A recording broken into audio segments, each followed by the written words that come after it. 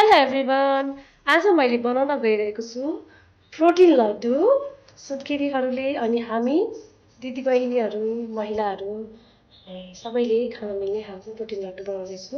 यसमा चाहिँ हामीलाई स्ट्रङ हुन होइन, शरीर दुखेको हड्डीहरू दुखेको अनि विकनेस फिल भएकोहरू दूर गर्न एकदमै मद्दत गर्दछ। र हेरौँ है त कसरी बनाउने हो। मैले लिएको छु गुड।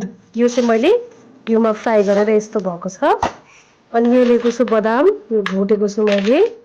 अनि यसमा चाहिँ काजु र बदाम छ, यसलाई पनि काटेर भुट्नुपर्ने हुन्छ। र यहाँ भुट्दैछु मैले सेतो तिल, कालो तिल अनि आलस। र यहाँ छ पेस्ता र यो सनफ्लावर सिड अनि त्यसपछि यो पम्पकिन सिड अनि यो रहेको छ हाम्रो ओखर। यसमा मैले एड गर्नेछु मखना। मखनाले पनि क्याल्सियमको एकदमै राम्रो काम गर्दछ, डाइजेसनलाई हेल्प गर्दछ। र मैले यसमा एड गर्नेछु यो पेस्ता अनि त्यसपछि यो खजुरलाई चाहिँ सानो पिस गरेर एकछिनमा देखाउँछु है त हजुरहरूलाई कसरी गर्ने।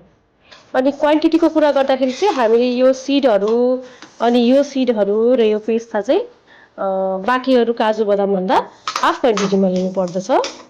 र काजु आलमोन्ड अनि पिस्तालाई यतिको मसिनो गराएर घिउमा फ्राई गर्ने। यसरी घिउमा फ्राई गर्ने काजु बदामहरूलाई। अनि मैले यहाँ खजुरलाई पनि यसरी मसिनो गरी काटेको छु। र मैले यहाँ लिएको छु हाम्रो गुल्मीको अर्ग्यानिक ओरिजिनल गुड चाहिँ एकदमै राम्रो हुन्छ। अनि यसमा चाहिँ सबै आइटमहरू मिलाउनु पर्दछ। र यसरी गुड पगालिसकेपछि हामी यसमा यो डेट्स खोजिन्छौँ। र अलिक ठिक पेस्ट भएपछि लड्डु बन्ने जस्तो भएपछि चाहिँ यो बन्द गरेर अघि सबै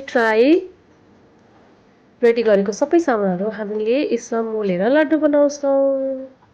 र हाम्रो पेस्ट यस्तो भएको छ। मिक्स गर्दाखेरि मैले हात सफा गरेर यसरी लड्डु बनाउँदैछु। यसरी हाम्रो प्रोटिन लड्डु रेडी भयो।